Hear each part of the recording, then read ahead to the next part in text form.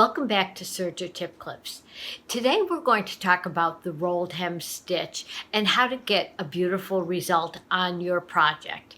This is a stitch that I get a lot of questions about in classes and also in emails too from people with various dilemmas about the stitch and getting it to look just perfect. You see this quite often as a lovely finish on ready to wear, on tops, tunics. You see it on skirts. It's great. Even on seams, on vertical seams, you'll see it sometimes. It's a cute, cute finish if you can get it to look right. And that's not a hard thing to do. So let's talk about some of the things that will determine whether or not you'll get a great looking rolled hem or not. One of the first things to keep in mind, whether you're working at your sewing machine or your serger, is to make sure that the stitch or the technique that you're doing is suitable and more or less matches the fabric that you're trying to do it on. And a rolled hem, as I said earlier, can be done on either a knit or a woven fabric, but a light to medium weight. If you try to do a delicate, very narrow rolled hem on something like polar fleece, sweatshirt fleece, a hefty wool, or even a very stiff denim, chances are it's not going to work. Sometimes even the finish on fabrics can make a difference for how easily the edge of the fabric will roll with those tension settings changed on the machine. And we're going to go to the machine and take a look at the tension settings as one of the components that does affect a rolled hem. Before we change the settings for the tensions and stitch length and differential feed on the machine, let's look at that stitch finger. As I mentioned, every machine has one. So this is it right here. You can see it. It's a little flat metal piece. And this is the little lever that I was talking about that you see on many machines. Mine has an O for overlock, R for rolled hem. Some brands of machines may have an S for a standard stitch, which they consider like a 4-thread overlock, or any of the balanced stitches that use the stitch finger. But also, you may have a machine where you have to open the little door to the left underneath the table of the machine to swing the stitch finger down, but they all do the exact same thing. So when I move this lever from O to R, keep your eye on the stitch finger right here where my little pointer is, and you'll see what happens. Do you see it disappear? So we have skinnied it down, and now that stitch will form over this very delicate little stitch pin right here. And that's what really skinnies down the stitch. So let's take a look at that one more time. Keep your eye on right here. I'm going to bring the stitch finger back. There it is. And now I'm going to deactivate it again by bringing it to the R setting.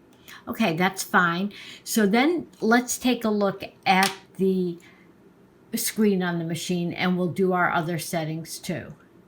One other variation for engaging and disengaging the stitch finger is on some models of machines, there may be a little lever that you click on the inside of the machine and just remove the stitch finger, and the stitch pin is right there. So I just wanted to mention that as one other variation for how to disengage the stitch finger.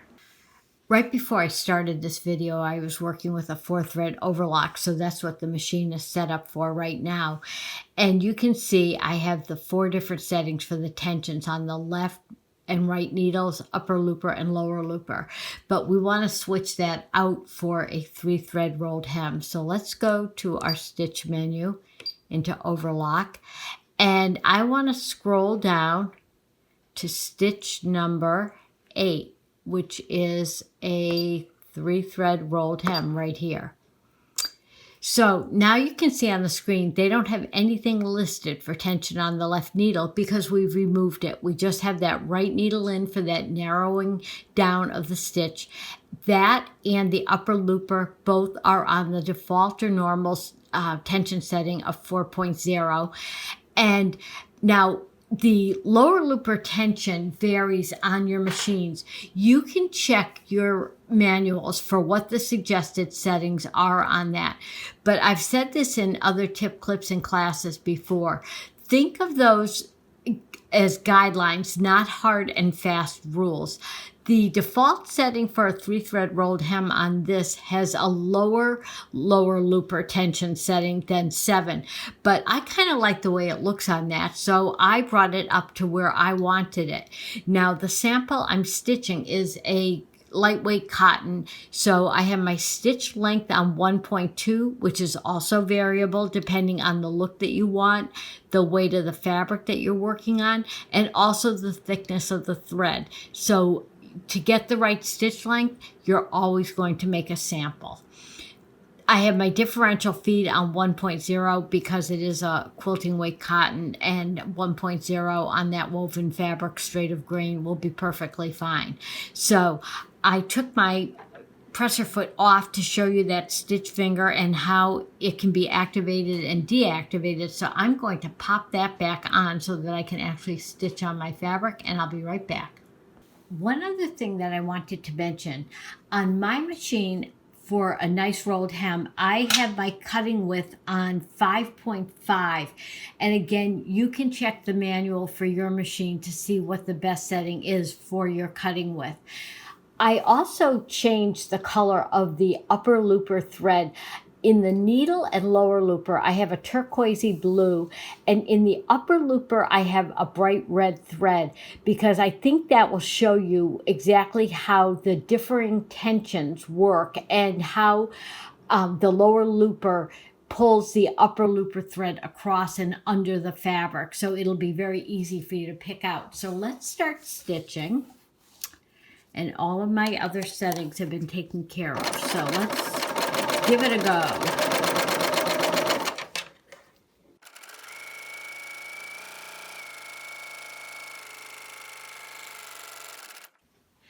Let's take a close-up look at that beautiful rolled hem.